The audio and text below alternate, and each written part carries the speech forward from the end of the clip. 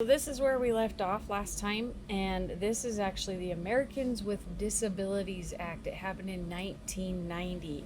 So that's the short title. The long title I have right here is an act to establish a clear and comprehensive prohibition of discrimination on the basis of disability. So in a sporting sense, we want to give individuals with disabilities the opportunity to compete. That's what we want to do.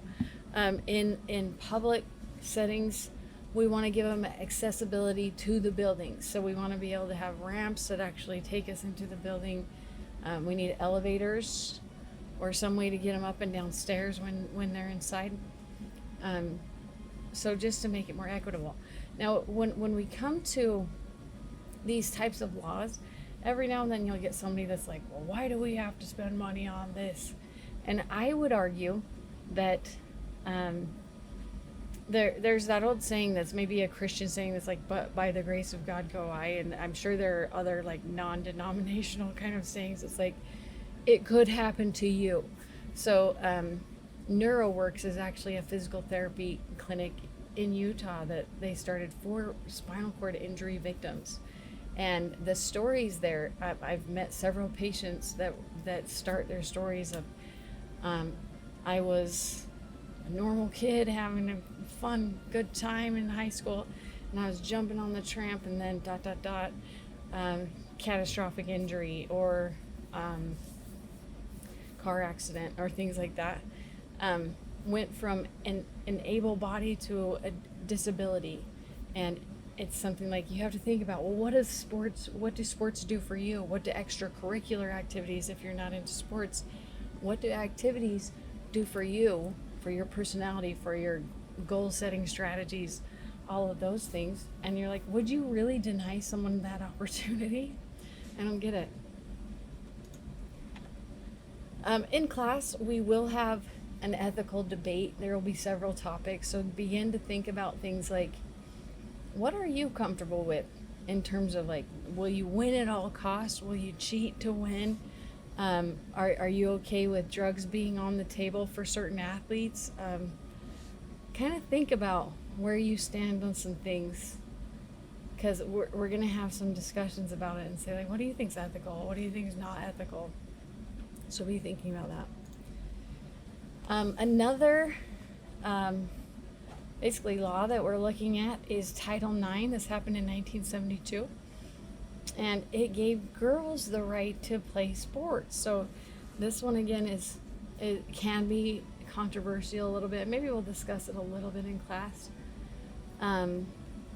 But here's another case where you have people who want to play ball, people who want to set goals on a team or in an individual sport and achieve them. So I think oftentimes people will view this as male versus female, when in reality, a lot of the reason this came about is because you had a lot of dads with daughters that are sitting there going, you are not going to stop my daughter from being the person she wants to be and playing the sport that she wants to play. So I would encourage you to think of it as not an us versus them kind of mentality, but kind of we're all in this together, because we all have people that we care about.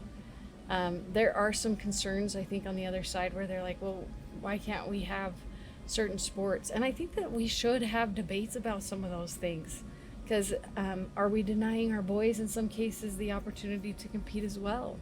And that's not necessarily the right way to go. So we'll discuss some of these issues in class. But I, for one, have played sports. I've had a grand time with it, and it actually has kind of shaped who I am. So I'm glad I was given that opportunity. Going back really quick, I have some videos kind of linked in here, but I don't want to do it while I'm talking to you, so I'll just link these after so you can see these two as well. They're great videos. Last two slides, we're back to this whole idea of litigation. So we've got collision sports versus contact sports versus kind of individual sports, and varying degrees of risk there. and varying types of people dealing with these particular athletes. So, how do you reduce your risk of getting sued?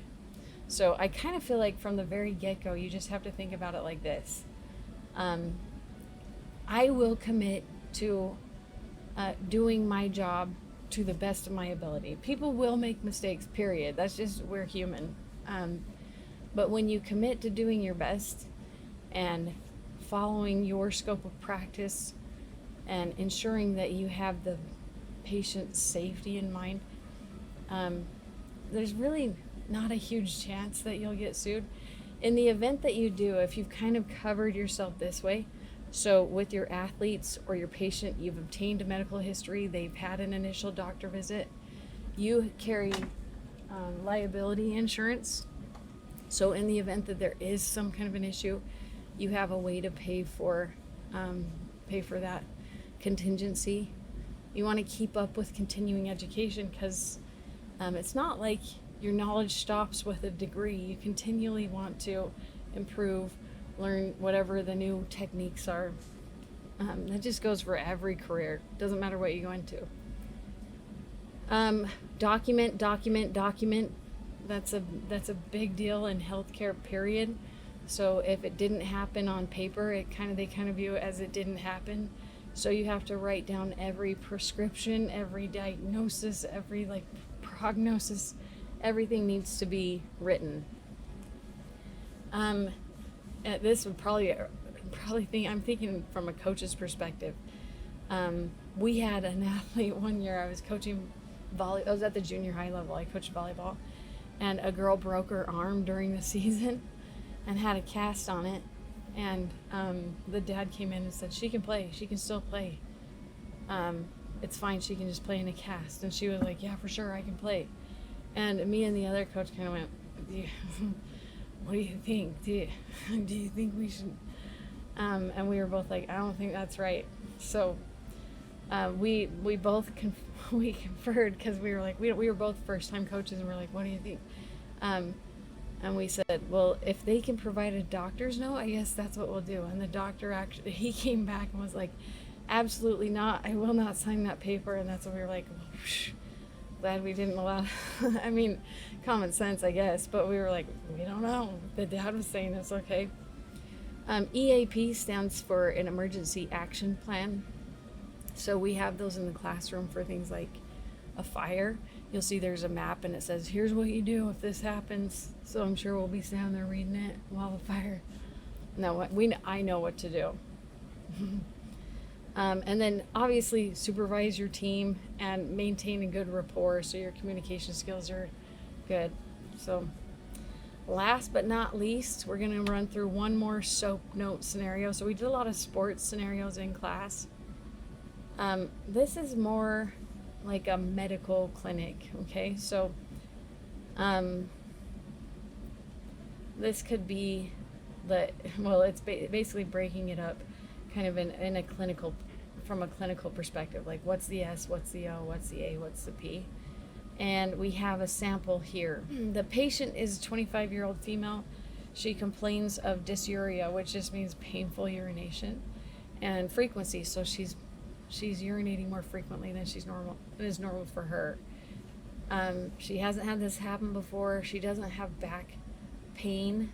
They would check for that in the case of it being a dysuria, so painful urination, because that could actually affect the kidneys, and when the kidneys are affected, that pain radiates to the low back. No fever for her, and it talks about when her last menstrual period was. And then we've got some medical history, like parents are good, brothers are good too, and her sister, and her husband's good too. No kids. And then that's her favorite band, I think. So no known, I'm guessing disease associated. I'm not exactly sure what the DA is, but I'm pretty sure I've got it pretty much nailed with this. Then we go objective data. So what do we have? Vitals. There's her temperature, there's her pulse, there's her respirations, her blood pressure. They palpate her, so they physically touch her abdomen. It's soft. She has some tenderness right where her bladder is, but they don't find any bumps, hard bumps that they feel like they need to go and take a look at. BS is present, pretty much. I'm not exactly sure what that is, but I know what some types of BS are. Urinalysis, you're looking at her pH and the gravity of the urine and all of that. So they're basically just going to test the urine and be like, is the urine look okay? And then they go, assessment. What is this? What happened to her? Well, it's uncomplicated cystitis. It's inflammation of the bladder. So she basically has a bladder infection.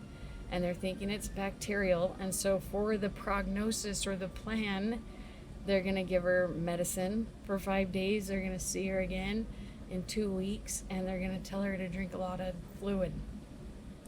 So that's kind of a clinical SOAP note. I'll probably give you another little blurb or couple for you to work through to go like, well, what is the SOAP note for this scenario? So good fun times happening. Please contact me if you're having troubles, questions, and let me know how I can make this experience better for you.